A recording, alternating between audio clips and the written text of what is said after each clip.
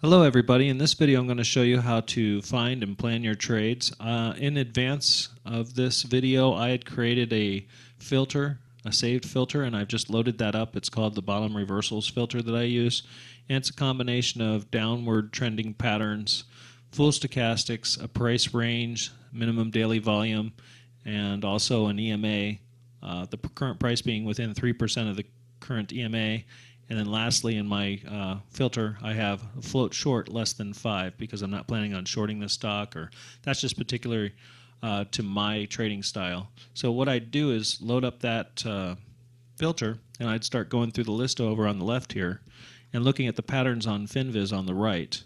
And I've also got my dashboard installed up here, so you can also see the amount of red or green on the screen to tell me whether or not I'd want to enter that trade depending on what the pattern looks like down below. So I kind of first go through these things and look at the pattern below to kind of assess whether or not I'd want to even consider looking at any further into them. And if we're looking through here, we see this BIV. Looks like it could go up through that top portion of that downward channel. I'm going to put that one on my long-term list, which is F for favorites. So I hit that on the keyboard.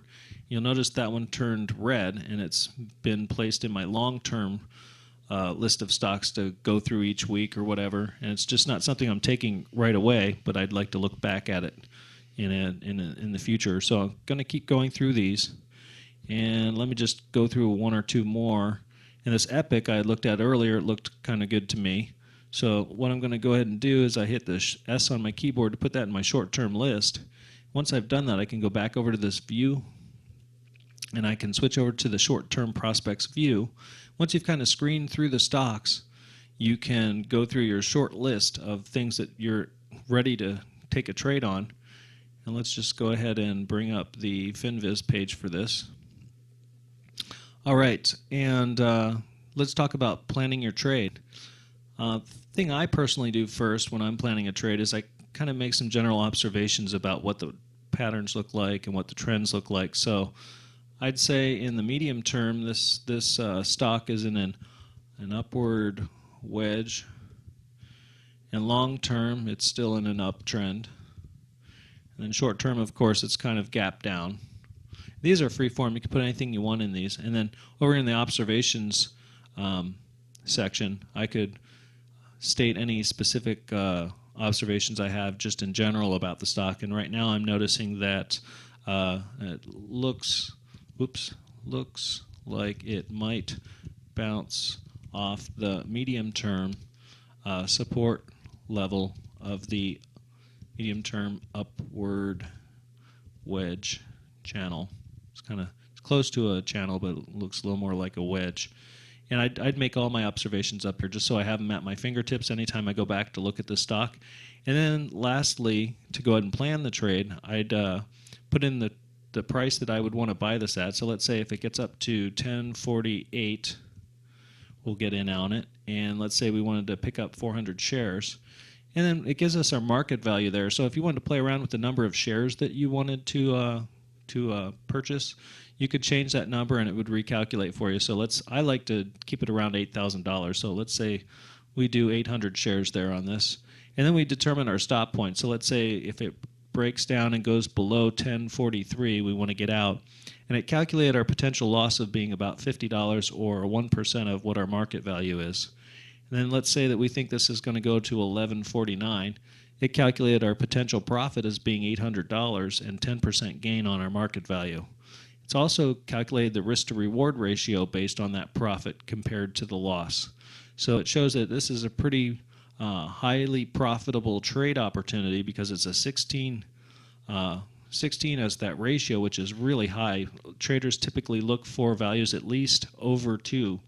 And so it's a nice feature that this calculates that for you, and it also lets you sort on that. So after you've entered all this information for all of your trading opportunities, you could go sort on risk to reward ratio descending so that the largest values are first, and look at those trades first before you look at the lower profitable trades that you've found. So you can also put a second price target in here. Let's say we think it's going to go to 1174. That would also calculate your second potential profit there if you decided to take some shares off the table, scale in, scale out. It shows you if you had the full 800 shares in there, that's what you would make on it, about $1,000. So every time that you enter this information, as soon as you tap out of any of those fields, it's stored for you. So this information is retained for your reference. So then you could place buy orders in your trading platform and also stop loss orders based on this information. It's got it all planned out for you, so it'll keep you disciplined in the trade, and that way you're not playing it by ear once you get into the heat of the battle there. It's always best to know where you're getting in, when you're getting out, if things go wrong or if things go right, so you know the entire trade before it happens. So that is the planning feature of Eye in the Sky Screener. It's very powerful. It allows you to maintain being a disciplined trader.